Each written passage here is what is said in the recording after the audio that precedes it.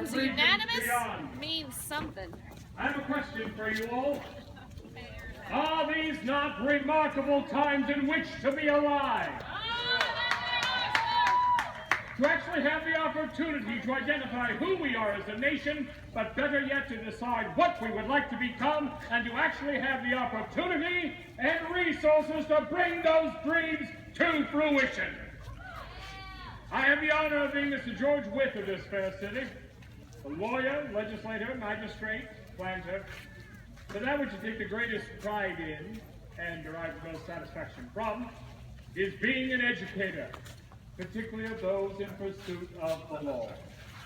And my pride this day is definitely multiplied as we've heard the words of my student, Mr. Jefferson, that he committed so brilliantly to Parchment.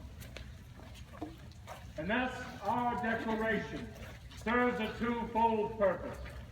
First, to define for the world the necessity of the actions we now take, but more importantly, to lay the foundation for the nation that we hope to create on the other side of our country. But to think that the hard work is done would be foolish. A great deal of work still lay ahead. But I've often been asked when I knew that our path with our brethren across the Atlantic had changed forever. Was it the Battle of Great Bridge here in Virginia? Was it Lexington and Concord? Was it the Boston Massacre? No. I knew almost 10 years before many of my contemporaries that our path had changed forever. For I've always believed that most revolutions do not begin with the spilling of ink. With the spilling of blood, but rather with the spilling of ink. And such was the circumstance with our revolution. For I knew All Saints' Day, 1765, November 1st, 1765. Anyone? Oh, how soon we forget. The Stamp Act. Indeed. Never before had Parliament so blatantly usurped the rights granted to us under our colonial charters. In the past, whenever there had been a need for revenue, Parliament did the proper thing. They went to our elected representatives, the representatives went to the people, and the citizenry, without exception, paid their fair share. And yet, for some unknown reason on this occasion, Parliament chose to bypass our representatives and tax the people directly. Now, don't get me wrong. We understood we were drowning in debt as a result of that most recent war, the French and Indian War, or as they refer to it on the other side of the Atlantic, the 7 Years' War.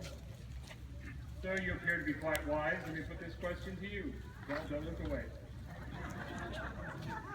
As you know, the 7 Years' War lasted for 9 years. Would you trust any government on the issue of taxation that would call a 9-year war a 7-year war? Of course not. If you can't cipher the longevity of your conflicts, how can you be trusted to come up with a system of taxation that's equitable and understandable? And did any of you read the Stamp Act? 41 pages long. Now, as a practicing attorney, I shall tell you, any law longer than a single page is trying to hide mischief.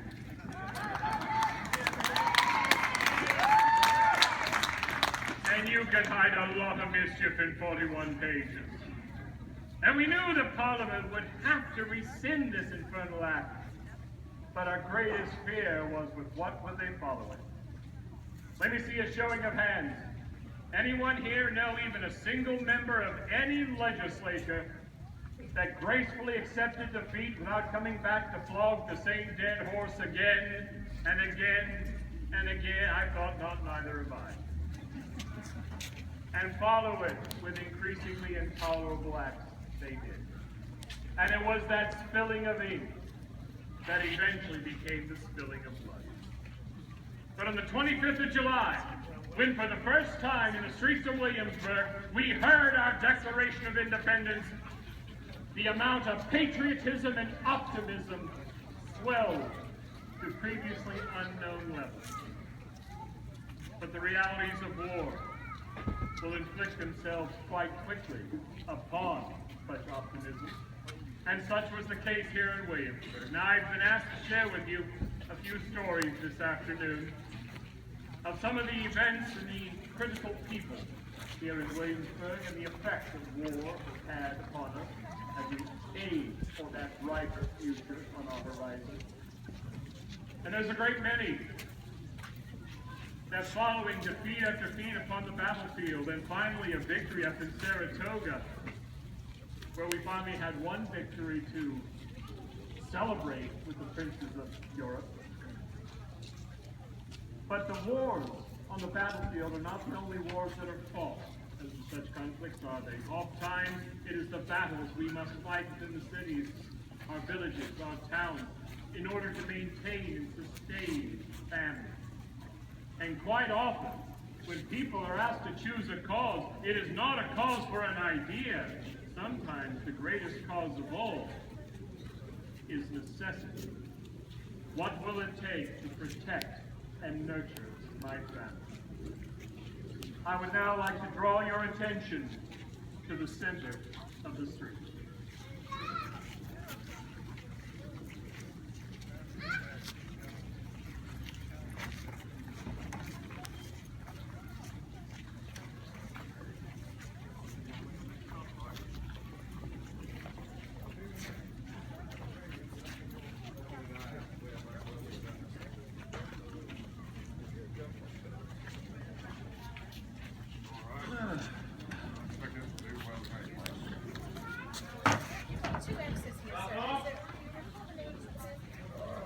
Stockwell, you in there? Mr. Hoy. Well, good, sir. Beg pardon, sir. Mrs. Suffle told me to come by and see if I could get some first, but Captain's closed up tight. I haven't seen him all day. Not that he'd be able to help you out much. Word is the whole town's having trouble, and Suffle's no exception. Yeah. Well, I'm going to place an advertisement on his board here anyways. If you know anybody needs a good carpenter stand, tell them to come find me. Oh, of course. Thank you, sir. Mr. Hoy, have you ever thought about taking up the musket? Seems to be the only steady work to be had these days. And there seems to be a recruitment happening just across the street. You know, heaven knows General Washington could use all the soldiers he could get. If I might speak freely, sir. Of course. I nearly got caught up in all that last year. But I had to be home taking care of my family. Can't be doing that while fighting another station. Now, you think this Whitaker might have work for a man? I doubt it. Seems as though she has a chance for Colonel Ennis over there. You know how recruits can always be entertained. Yeah.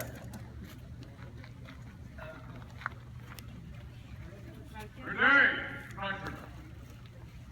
I'm Colonel James Ennis of the 15th Virginia Regiment.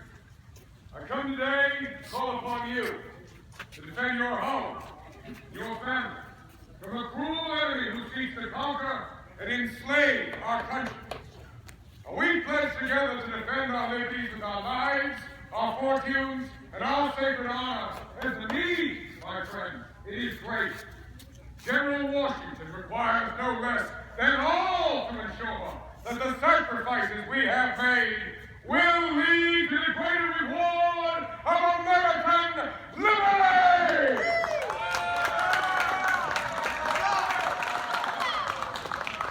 Your loved ones, now serving in the Grand Army, they find themselves poised at this very moment to resist the invasion of Philadelphia, where our Congress resides. As in that place, just a few months ago, that the document was created to set us free and change the world anew. Now, how many of us last year thought that the war was going to be over by Christmas? Well, despite what I said, now, 1 year later, the fight rages on and threatens to tear our world asunder. But I ask you, my brothers, when Boston was liberated, who stood at the forefront and led the way? Virginia! At those inspired victories at Trenton and Princeton, who drove the spear deep into the heart of the enemy? Virginia! Now is the time for action. Virginia is calling upon its sons to revive the flame of liberty and ensure that it will never be extinct. Those who wish to safeguard these liberties, rise up with musket and sword.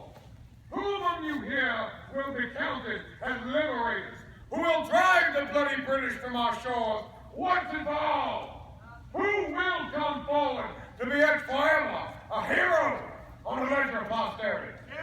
All right, fine. I need 10 of you. 10 men between the ages of 16 and 60. Juniors, you good at turn. Let's hear the race for these boys. Come on up, lads. Well, I tell you, Mum, speech 5 every time. Very good, lad. Step forward here. How old are you? You boys 16 inches? All right. They're all 16. Alexander Hoy. All right, yeah. Present the ledger, please, huh? Don't There, boys, signing up. Debts. You have that money you owe me? No, sir, I'm sorry. I don't have anything for you right now, but just Oh, give I'm me... done with your apologies and excuses, Hoy. You've owed me now $23 for over 4 years. If you don't settle it now, you'll force me to go to the magistrate and have you thrown in jail. Please, I thank you for your understanding on this matter, but we discuss it somewhere other than the public street. Why? Everyone knows your debts, Hoy. Why, you and I have been in and out of the county courts every month, it seems. You know, perhaps if you spend more time working than standing about in idleness. I have been working on the barracks in the state regiment. I was expecting to pay when the state paid you, but that hasn't happened yet. Another excuse, Hoy. All I care about is money in hand. Hold on there, Lennox. He owes me too, but I trust his word. He'll pay us when he can. Yes, I see that you're both paying. Just as soon as I'm able. Sir, if you'll excuse me, I'm waiting on my wife. I don't want to worry with any of this, please. Well, you don't seem to be doing any kindness by keeping this from her. Or leaving unpaid debts hanging over the family name. And what are those 2 daughters you have? How long before they become the church's burden? Well, you be careful when you speak so recklessly of my family. For my concern, no one else will do what's best for Well, me. maybe your best is simply not enough. What are you trying to say? Perhaps we have the solution right here before our very eyes. You can do right by your family, boy. And enlist the bounteous officers, providing to make an honest man out of you. I'm sorry, no. It would pay off your debt. I consider your debt settled. And you'd be filling the ranks of the army.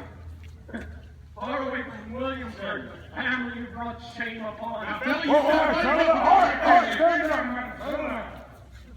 Sorry. All right, well, you look, you don't want to make spectacle out of that he sells over some loudmouth rat. Sorry. All right, I know you. I know your family. You're a good man, honestly. I thank you, sir. I understand it's an important decision.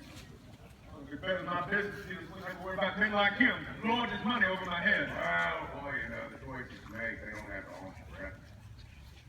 Once you ignore, they might. You have an opportunity, son, to do right by your family, your neighbors, your whole country. Sir, I think I know what you tell me, but I can assure you I got no interest putting on a soldier's coat. And I don't mean I don't believe in his cause, sir. It's just I need to be home to take care of my family. Where I intend to stay. Mr. Hoy, all of us have had to give up someone or something for this cause. You know very well my brother's out fighting in another state right now. Yes, ma'am. That's me. Me and son just staying here and doing nothing while the rest of us watch our families march off. It's early to great man in the middle of the street and thinking of his family's needs. Mr. Hoy, in truth, you should be joining this fight because it's the right thing to do, just as Colonel Lennox here said. You could be helping to win a new existence for your family, for your girls, for all of us. You know, I would if I could. I hear what you're saying. I will lay awake talking to her every night, trying to think ways to feed my family, and it's not all fighting in some other state. This is all. He said he might have some work. I just need to get some paid work, that's all. You're foolhardy if you believe that, Mr. Hoy. There's nothing but debts nowadays. All of us have overextended ourselves. Mr. Sutherland is no more capable of providing work than I am. There's got to be someone. Anyone. Excuse, sir. I told your fence. I know what you need to repair. Now I can do that for you. Am I? Build you a rocker? Maybe a chest, maybe, huh? Oh, what about you? No. I'll make you some coffins. Coffins for those dying soldiers, huh? Anybody got to work for a man? Duty is as high as straight, Mr. White. If you won't join up for country and patriotism, do you think about what you'll have to gain? Like what? We're offering a $20 bounty. $20? All right, 100 acres of land out west. We'll pay you a monthly wage of $6 2/3. Now, where else can you make that kind of money? Yeah, $20. All right. And land, I'd be getting land? Well, that's if he paid my rent. All right. Doesn't seem like you got too much choice. Come on, send it off to be done with it. Some of us have business to attend to. Can't keep worrying about charity cases. All right. Come with me. Sign your mark, join the cause. You're going to be doing right by your family, your community, everyone. Isn't that what you want? And you're being fighting for a worthy cause. That's right. You just put your mark right up here, boy. That's all you need to do. That's it. Good luck, kid. Mr. Hoy? Alex? You've been involved in now. I'll be with you in just a minute, sir. Barbara, did you get the salt? No, Mr. Goodson said maybe next week. What goes here, Alex? I'm just settling that here with Mr. Lennox. Really? Yes, ma'am. Because this looks like something else entirely. Well, in order to settle a debt with Mr. Lennox and pay the salt for the hogs we need this winter, And what did you do? what I'm about to do, Barbara, I'm enlisting in the army. What? Why? No, Barbara, they give you $20 in land, it'd be settling our debt. Well, so work that you get embarrassed, Alex. There There are other ways to settle them, all right? Now, Mr. Supple, he said he had worked for you, and I've heard Mrs. Moffat is in need of longer, so I'll go ask her. Barbara, it's not enough. Now, we can't keep scraping by from past to past. Alex, how can you think that enlisting is the answer? We'll pay that bounty right away, ma'am. At a monthly wage. Sir, pardon, but the state also said he would get paid for his work. On the barracks, that's money that we are in desperate need of that we get to see. Your money comes from the same place, does it not?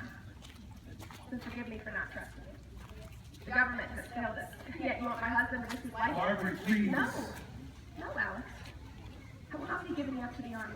You are all we have. We cannot survive without you. Barbara, what else can we do? Think of our girls. I am thinking about them. They need you. I need you. How can you just expect us to get by all alone? Yeah, hold on, Mrs. Holy. Tell us who your neighbors we can help you. Mrs. Whitaker, are you going to march for 3 miles out to our home to bring my Mary some medicine when she gets a fever? How about it, you, madam? You're going to come all the way out to my property and help me pull the cart into town when my horse can't work anymore? How are any of you going to help? We all have to stand together if we're going to get through this.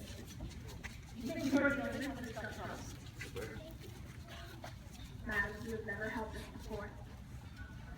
Why should it now be any different?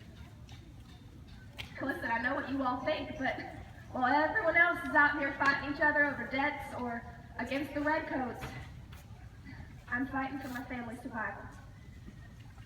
And unless you are a part of this family, I ask that you kindly keep your thoughts to yourself. Now look here, Mrs. Floyd. In times of this, I get the courts to seize your property and sell it at auction. You have no choice. What gives me the right to force I have every right to you, this devil, before you insult my wife again. Go on. Now, Barbara, I'm doing this for you.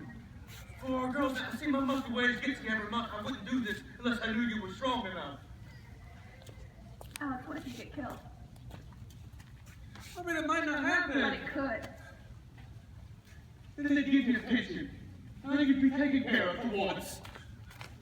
Like, you would leave me a widow? You would orphan our girls? You've taken away from us. Don't you understand we are not a family without you? Barbara, you're stronger than you know. Now, I don't know what tomorrow brings, but enough of the profit. I'm going to keep you from coming back to you. Barbara, you just gotta have faith. I'm afraid.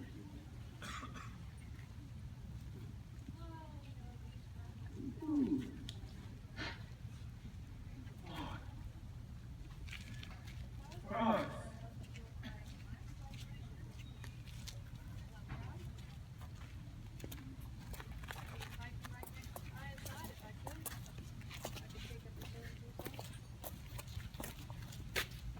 Sir, I can't drive. That's fine. Let's make it next right here. Yes. There you have it. Well done, boy.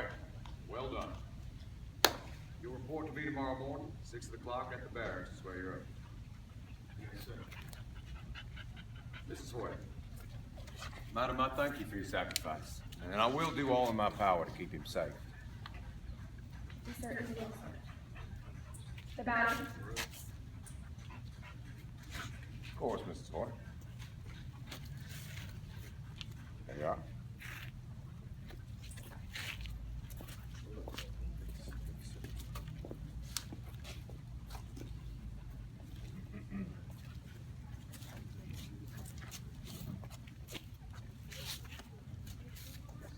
Come on, Margaret.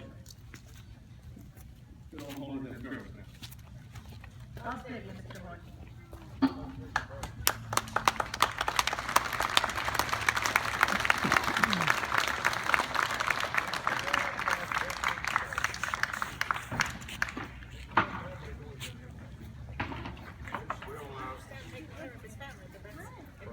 As difficult a time as it is that our families are challenged in order to sustain and decide between causes, even to sustain and nurture a family, to provide them with the food and protection that's necessary during times of war, takes extraordinary effort. But there is a new commodity that has proven itself to be quite invaluable upon the streets of our cities, towns, and villages. And that commodity is information. And there is now a new art to the art of war being bandied about, the art of spycraft. Now, a great many, of course, have taken exception to this. They feel that things that should take place upon the field of honor should stay that and not engage in such backroom shenanigans. But it has become absolutely essential that our men upon the field have this information. The problem is, how do we get it from one to another to another?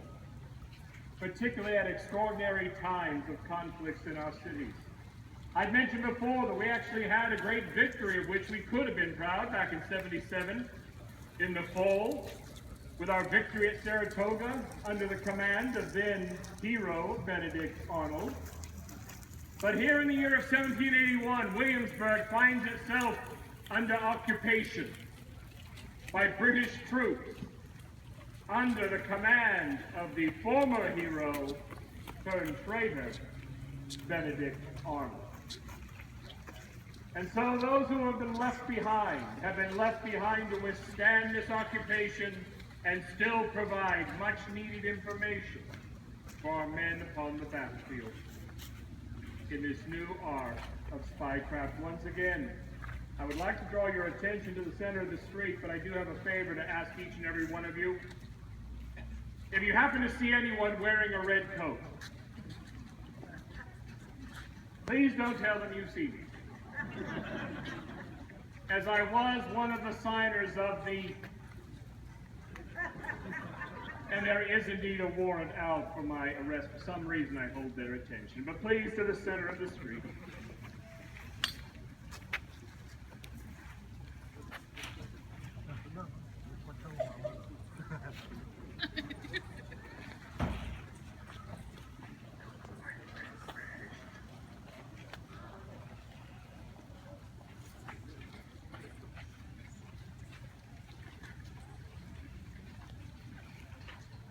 You there!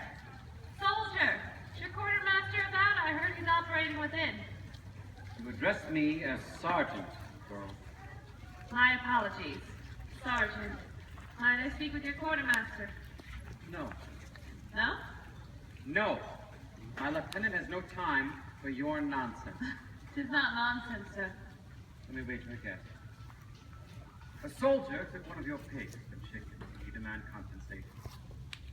Or they trampled your crop, destroying your livelihood. I am so sick of you damnable Americans and your complaints. If you rebels had just paid your taxes like all dutiful subjects, I wouldn't be here, far from home, getting shot at by farmers that you laughably call an army. I will be back home instead of standing here in this God-forsaken place, listening to some woman complain about us being in her city. But we don't want to be here either. So just go on about your way and leave me be. You mistake my intent, sir. I'm not here to lodge any complaints. I bring business. So you say. I work as a peddler and thought your company might have use of some of my goods. I asked about and was told to inquire with your quartermaster here. I'm so sorry. You were told. My mistake. My mistake. I'll go right in and fetch him for you. I am here to accommodate you, after all. I'm just trying to provide you with someone to barter with so you don't run out of provisions weeks into your march. Here I thought you would delight in our supper. Well, what is it you have to sell that would ease the hunger in our bellies?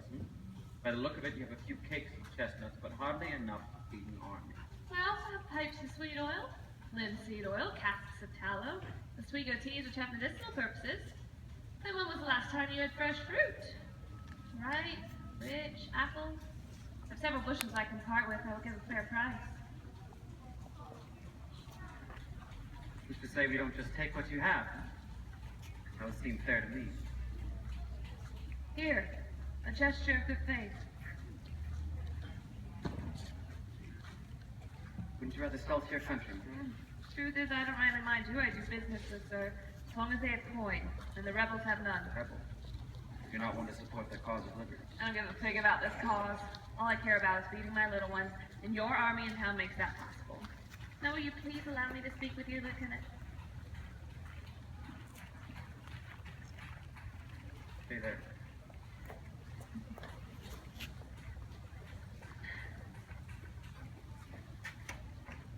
It appears you can get blood from a stone. And Durfee? I thought that was you. Peachy. I didn't expect to see you. I thought you moved on to Richmond. Well, what are you doing here? Why are you dressed like that? I had business in town. Was that what you were doing with that soldier? What sort of business? Just trying to sell a few things, earn a bit of coin.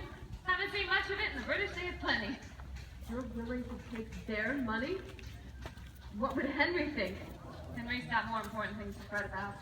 I know he does. I also know he wouldn't care to find out that his wife is willing to sell to the same men he's out there fighting That against. is between me and my husband. I do what I must. He will understand. Would you? Your husband is out there fighting for the cause, the same cause you just told that soldier you don't give a fig about. I heard you, Anne.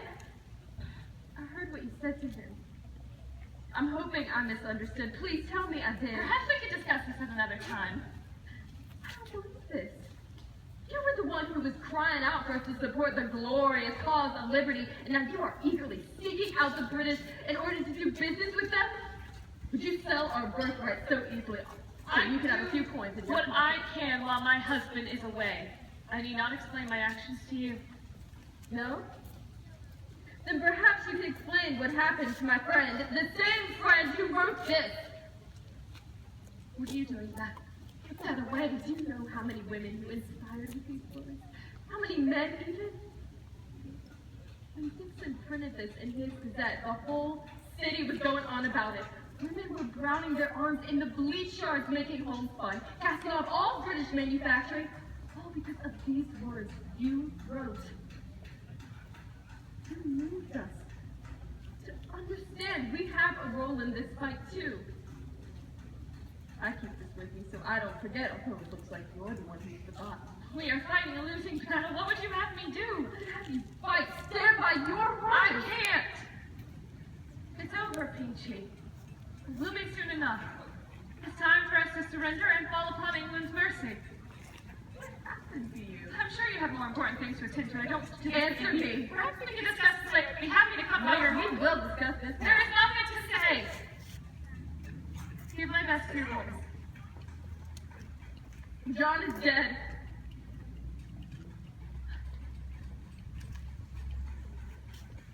Died on a prison ship in New York. Peachy. When? Does it matter? He died at the hands of the British, the same British you were so eager to do business with. I wonder what they would think about this article you wrote. Peachy, please, no. I am so sorry about John, but you can't. Amanda? I don't know you. As far as I'm concerned, you're the enemy, Peachy. I wonder what that soldier would think when he read this. When I reflect on the wickedness of a cruel and abandoned ministry to Peachy, you even have now- to stop. But I haven't even read the best part yet. When I think of them instigating cold war everything and improving now, Would you have me killed? I will kill you. It's not none of your business. get any information, you can ruin that for me. He's talking about what kind of information?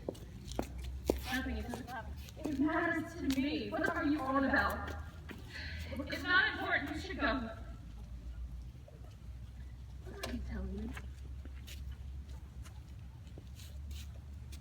No. Please, tell me more. It's too dangerous. I have no idea what you mean.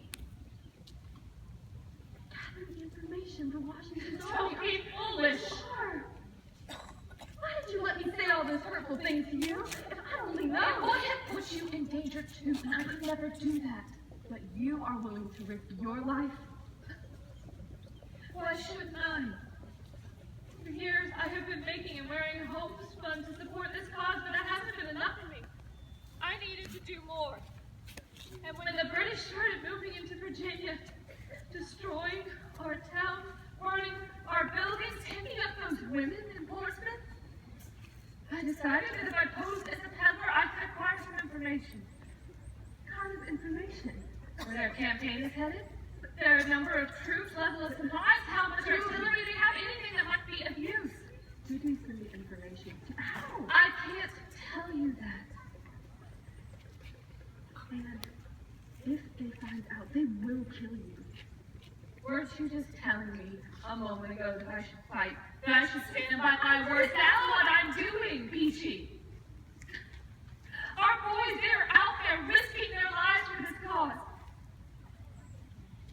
Peachy, your son, Give his life so we can be free to live ours.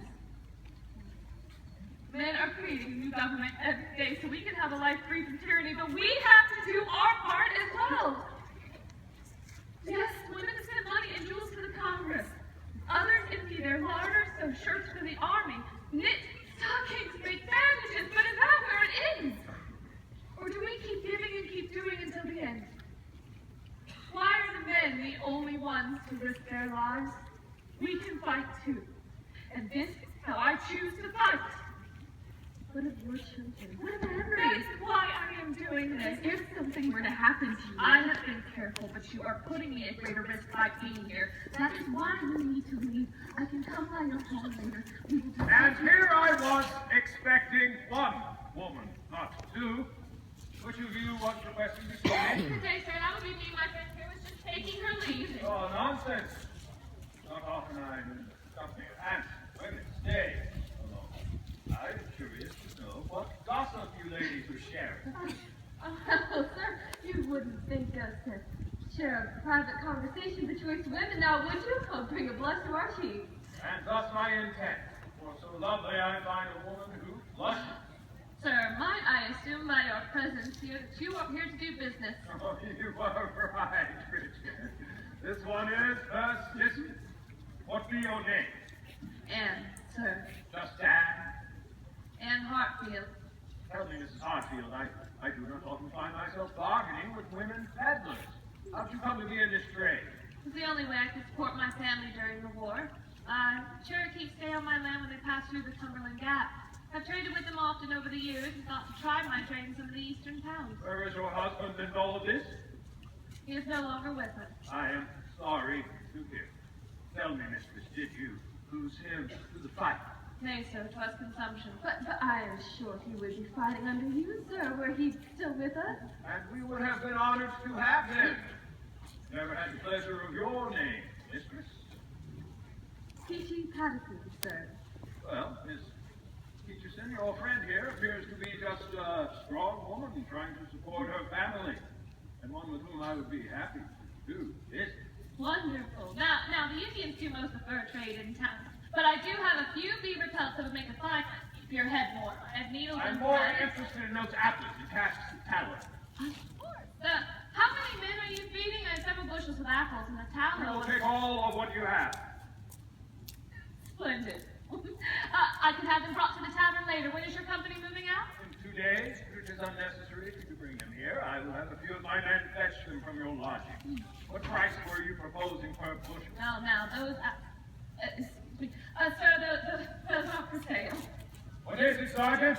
Some buttons, sir. It's fine cloth. Yes, but I was taking them back home. Sorry, collect those.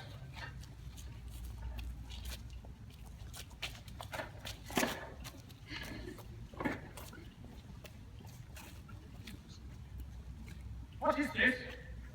I don't know. This note appears to be encoded. I don't understand. Don't you? The buttons belong to you. Oh, no, sir. I traded to get them. I didn't know there Another was trade. Seems you trade a lot. It seems even information. No, sir, I would never do that. I didn't Oh, know there was... Peachy! What were you two ladies discussing in hushed tones when I walked up? Don't lie to me! She is not lying, sir. I was asking for a book. Well, who was the note intended? I don't know. I didn't know there was a note in... Such a pretty face. For whom was the note intended? Wait, she doesn't know anything! But you do, don't you?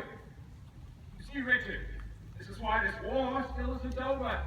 Not only do we have to deal with an unfamiliar land, loyalists who won't fight, insurgents, backwoods colonists playing and soldiering, but we must also suffer spies disguised as pretty faces. Sir, I would never... Silence! Your petticoat will protect you, girl.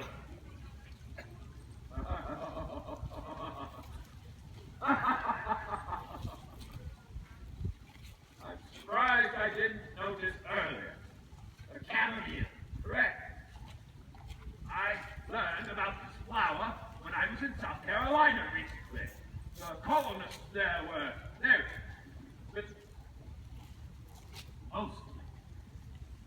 The home in which I resided had a lovely garden, not as beautiful as an English garden, mind you.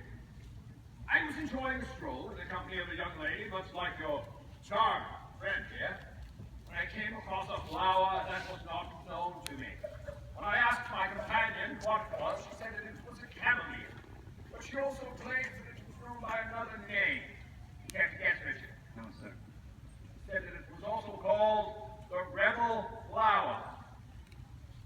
Do you know why the chamomile is called the rebel flower, Peachy? No, sir. I've not heard that name before.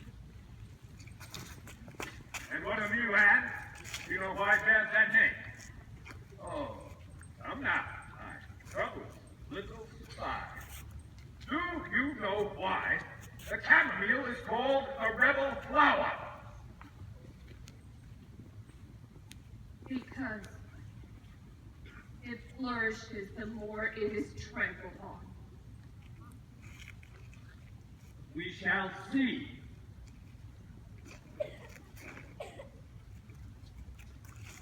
Too easy.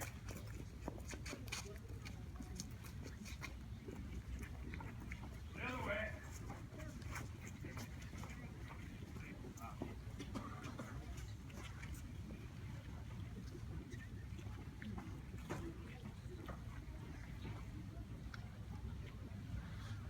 I dare say the sacrifices that so many have made upon our streets did not end in early 1781. For Williamsburg found itself once again under occupation under the British Redcoats when General Lord Cornwallis came to town with some 7,000 of his troops, bringing with him martial law as well as the smallpox. But there is some good news of 1781. And that is in the fall. When we are occupied for a third time, but this time they are not wearing red, but the blue and buff of the Continental Line, under the command of His Excellency, my good friend, General Washington, as he prepares his men to head off to Yorktown in what we hope to be final victory. Now, I'm not a betting man. I'll admit to. But Cornwallis came through with some 7,000 of his troops, and I know that General Washington has about 20,000 of ours to go and greet him. So we shall see. I would never be one to prognosticate the future, so I will not guarantee how this conflict will end. But I assure you, if we are indeed victorious, there will be a great many legends that will be told over time. Great many heroes who will be honored, perhaps by having statues carved in their honor, or images rendered upon canvas.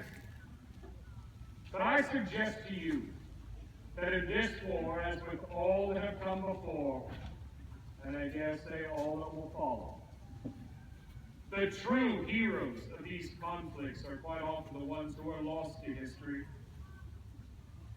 The women, the children, the families, who stand by us upon our own city streets to sustain families.